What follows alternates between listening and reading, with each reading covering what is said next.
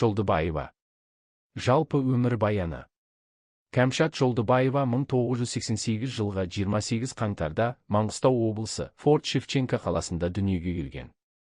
Отбасы: әкесі Мұрат көлік жүргізуші, анасы Гүлнар хореограф. Балалық дәуірінен өнерге қызығушылығы болған, бірнеше студия, үйірмелер де болған. Білім жолы: 9 сыныптан кейін ағылшын тілі мамандығы бойынша колледжге оқуға түседі. Кейін Алматыға келіп, қыздар педагогикалық университетіне ұйымдастыру мамандығы бойынша оқуға түседі. 3 курс кезінде өнер саласына бет бұрып, әйгілі 5 группа кешегі құрамына қабылданады. Содан кейін Жүргенов атындағы Қазақ ұлттық өнер академиясы эстрада факультетіне ауысып, вокал мамандығы бойынша білім алған. Карьерасы мен өнер жолы. Кәмшат өнер жолына алғашқы қадамдарын Кешеу тобында жасады. 2015 жылы жеке орындаушы ретінде сольдік мансапты бастады. Белгілі хиттері: Сүйіктім 2015, Махаббат дастаны 2015, Падиша 2017, Сен мұңайма 2017 және Т. Халықаралық ынтымақтастық 2018 жылы қырғыз әншісі Мирбек Атабековпен Тыңда мені атты клип шығарды. Тағы бір ынтымақтастық 2022 жылы түрік әншісі Бахадир Татлыюзбен Сәкі атты тректі орындады. Театр мен экрандағы кездесулері. Кәмшат актриса ретінде де белгілі, мысалы, Біржан Сал фильмінде ойнағаны туралы мәлімет бар. Сонымен қатар, телехикаяларда да көрінгені туралы деректер кездеседі. Жеке өмірімен өзгере бастаған бейнелері. 2023 жылы наурыз айында қыз ұзату рәсімі кезінде Кәмшат және актер Газрет Ержанов жұптасып жүргені жария болған. 2025 жылы 12 ақпанда Кәмшат алғаш рет ана атанды, қыз бала дүниеге келді. Кейбір стильдік өзгерістер байқалды. Мысалы, 2023 жылы ол хиджаб киіп көрінді, кейіннен платок тағуын себебін түсіндірді. Ол белсенді өмір салтын ұстанады, спортпен шұғылданады, қозғалыс арқылы энергия тартатынын айтқан. Қызықты фактілер. Оның аты Кәмшат Кунутса түйеқұстың деп аударылады. Сестері Алтынайда өнер саласында, Жайван тобының әншісі. Кешегі кезеңнен кейінгісі, оның жеке мансабы, қазіргі таңда тректерінің саны 30-дан асыпты. Ол аттың үстінде шабандоздай жүре алатынын, сондай-ақ йогамен айналысатынын атап өткен. Кәмшат Жолдыбаева эстрада әншісі ғана емес, актриса, сахна тұлғасы, өнер жолында үздіксіз ізденісте жүрген жұлдыз. Оның мәдениет пен театр өнеріне қосқан үлесі, сахнадағы өзгермелі бейнелері мен жеке өміріндегі маңызды кезеңдері оның жан-жақты екенін көрсетеді. Кәмшат Жолдыбаева. Жеке өмірі, отбасы туралы белгілі деректер. Кәмшат Жолдыбаева күйеуі, актер Газрет Ержанов, қызық сұрақтарға берген жауабында күйеуі жайлы. Негізі жаратушы сіздің көркеюіңізге себепкер болатын адамға сізді қосады. Жақсы адам деп емес, жақсы көрем деп тұрмыс құрыңыз, деді Жолдыбаева. 2025 жылдың ақпан айында Жолдыбаева ана атанғаны туралы хабар тарады. Оның қыз бала дүниеге келген. Жолдыбаева жеке өмірде көп ашылмайды. Ол әлеуметтік желіде суреттерімен бөліссе де, отбасы, үй іші, тұрмыс жайлы ақпаратты өте шектеулі түрде жариялайды.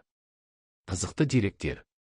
Әншінің жеке пікірлері: жақсы адам деп емес, жақсы көрем деп тұрмыс құрыңыз деген сөзінен оның жұбайымен қарым-қатынасына, өмірлік ұстанымына ерекше мән бергені байқалады. Ана атанғаны жайлы ақпарат нақты әрі ресми расталмағанымен, бірнеше ақпарат көздері растаған мәліметке сүйенеді. Кәмшат Жолдыбаеваның жеке өміріндегі белгілі жай-күйі. Жұбайымен танысу жөнінде. Желі мен бақ мәліметтеріне қарағанда, Кәмшат Жолдыбаева мен оның жұбайы Ғазірет Қажымұханұлы, кейбір дереккөздерде Ғазірет Ержанов деген атта кездеседі, қоғамдық түрде сирек бірге көрінеді. Көпшіліктің сұрауы бойынша деген жазбамен бірге олар қол ұстасып жүрген видеолар жариялаған. Алайда нақты қашан, қалай танысқаны жөнінде сенімді ақпарат табылған жоқ. Жұбайының аты жөні, танысу жағдайы көбіне желіде ғана айтылған болжамдар. Бір бақ мақаласында күйеуге шығып, жоқ болып кетті деп жазылған, яғни өнерден бас тартып тұрмайтыны жөнінде көп сұрақтар туындаған. Сондықтан танысу кезінде қандай қиындықтар болғаны туралы ашық, расталған мәлімет жоқ. Отбасының қазіргі жай-күйі. 2025 жылдың ақпан айында ол ана атанғаны туралы ақпарат тараған, қыз бала дүниеге келген деген хабар.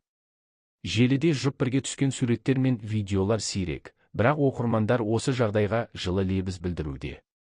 Ол сондай-ақ өзінің өнерден бөлек психология саласына бет бұрғанын жариялаған. Сонымен қатар, қоғамдық пікірде кейбір қолданушылар оның орамалды шешкені немесе сол бағытта өзгеріс жасағаны туралы пікір білдірген. Кәмшат Жолдыбаева. Өнер жолына қалай келді? Балалық және білім жолы. Кәмшат 1988 жылы 28 қаңтарда Маңғыстау облысы Форт-Шевченко қаласында дүниеге келген. Орта мектепті бітірген соң ағылшын тілі мамандығы бойынша колледжге оқуға түседі. Содан кейін Алматыға келіп, Қазақ мемлекеттік қыздар педагогикалық университеті, кей деректерде қыздар педагогикалық институты ұйымдастыру мамандығы бойынша оқиды. Кешегі тобына кіру. Оқу кезінде, нақтырақ айтқанда 3 курс кезінде ол танымал Girls Band кешегі құрамына қабылданады. Бұл оның өнер әлеміне сахнаға түсуіне үлкен серпін болған. Кешегі тобының 2015 жылы құрамында өзгеріс болып, Кәмшат жеке әнші ретінде мансабын жалғастыруға шешім қабылдайды. Жоғары өнер оқуына көшу.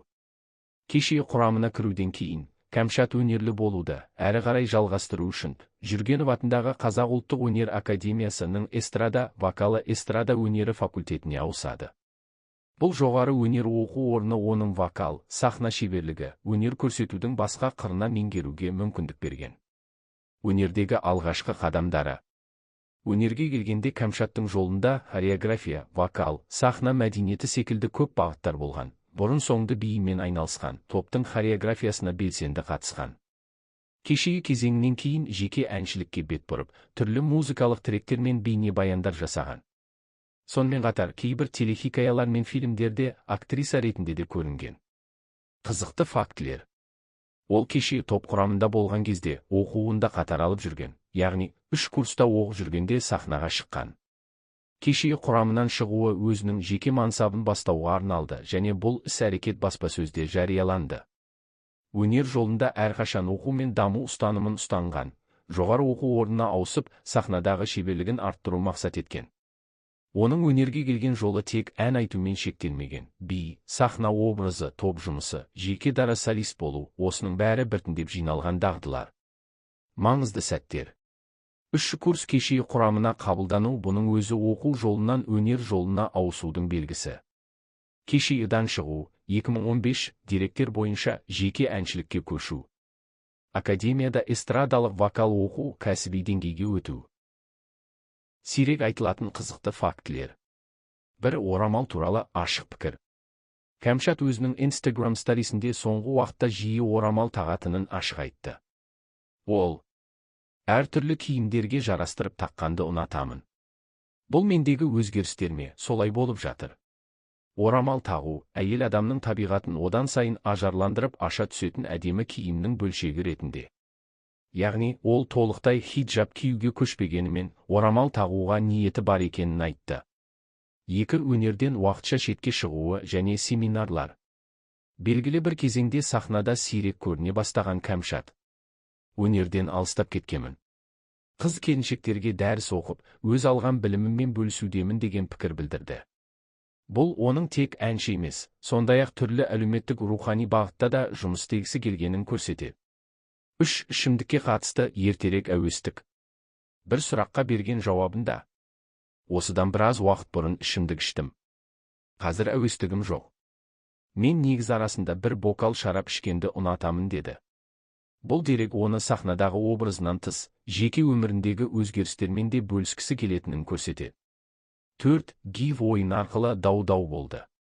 Бір бақ мақаласында Кәмшаттың Instagramда ұйымдастырған гив, ол сыйлық 30 ойыны, ойыншылары арасында мәселе туындатқандығы айтылған. Instagramда 2-3 миллион оқырманы бар актриса да осындай ойын ұйымдастырамын деп басы бәлеге қалған болатын.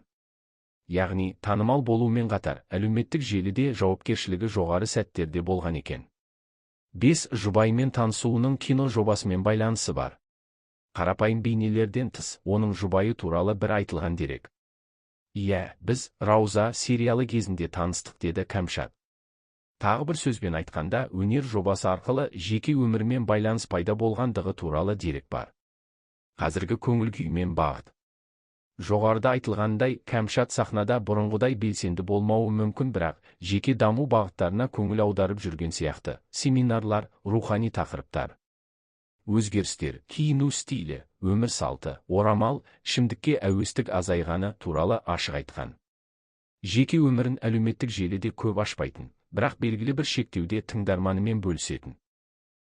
Бір әлдекей өзгеріс, орамал мен стиль. 2024 жылы Кәмшат «Үлкейіп келе жатырмын» деген жазбамен Инстаграмда видео жариялады. Онда ол орамал мен арнайы образда көрінді. Бұл көпшілік үшін оның стиліндегі күтпеген өзгеріс еді. Бұрынғы ашық стилінен айырылған сым қалғанына бір оқырман «Орамал не үшін?» деген пікір қалдырған. 2023 жылы бір бақ жариялағандай, орамалды ойыншық қылды деген сөздерге жауап беріп, 10 күн бойы оранып, қасиетті мекенде құлшылық етіп келдім. Алда қандай өзгерістер болатынын бір Алла ғана біледі деді. Бұл оның жеке сенім, рухани ізденісінің белгісі болуы мүмкін. 2. Жеке өмірін ашық көрсету оқиғалары. 2025 жылдың шілде айында ол алғаш рет көпшілікке күйеуінің бейнесін көрсетті. Видео жариялап, жұбайымен қол ұстасып жүрген сәтті бөлісті. Сол кезде оқырмандар күйеуін алғаш көріп отырмыз деп жазды. Бұл оның жеке өміріндегі белгілі кезеңдердің жариялауы, бұған дейін көпшілікке ашылмаған ақпарат екен. 3. Шығармашылықтан алыстаған кезеңнің артында себептері. 2025 жылы қазан айында берген сұхбатында Кәмшат сахнадан кино жобалардан аз көрінгеніне себеп бар екенін айтты. Иә, біз Рауза сериалында таныстық. Киноны сағындым, бір күні қайта кездесерміз деді. Бұл олардың кәсіби жолындағы, жергілікті жобаларға қатысуындағы өзгерістермен де байланысты болуы мүмкін. Сахнадан көрінбеу, жеке уақытқа бет бұру сынды тенденциялар байқалады. 4. Бренд пен жұртпен байланыс, косметика және фото өнер. Ол әлеуметтік желіде өзінің бұрынғы пия әніне түсірілген жаңа видео таныстырғанын жариялап, сұлулық индустриясына бет бұру мүмкіндігін де көрдірді. Сонымен қатар 2023 жылы жасалған фотосессияларының бірінде орамал мен қара киіммен түскені бақ назарына ілікті. Original black and white outfit completed with a black scarf деп хабарланған. 5. Өз пікірлері мен жеке ұстанымдары. Кәмшат. Басқалармен салыстыратын болсақ, әрқашан кім жақсырақ, жас, табыстырақ табылады. Өз ісіңізбен, өз қуанышыңызбен өмір сүрсеңіз, өмір өтіп кетпес деп Инстаграмда жазды. Басқа бір сұраққа жауап түрінде. Мен қазір мықты болуым керек емес сияқты, себебі жанымда серігім бар деді. Бұл оның кәсіби бейнесінен бөлек, жеке көзқарасындағы өзгерістерді көрсетеді.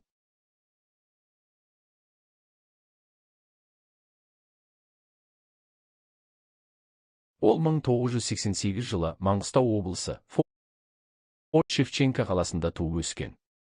Бұл өңірдің өз мәдениеті, өнерге ықыласы жоғары болуы мүмкін. Ол орта мектептен кейін ағылшын тілі мамандығы бойынша колледжге түсіп, кейін Алматыға өнер саласына бағыт алуы, бұл ата-анасының немесе отбасының білімге, өзін-өзі дамытуға деген көзқарасын қолдағанын білдіруі мүмкін. Ол оқуын жалғастырып, кейін Жүргенов атындағы Қазақ ұлттық өнер академиясына эстрада вокалы факультетіне ауысқан. Мұндай шешімдерде жанұяның, ата-ананың қолдауы маңызды болады.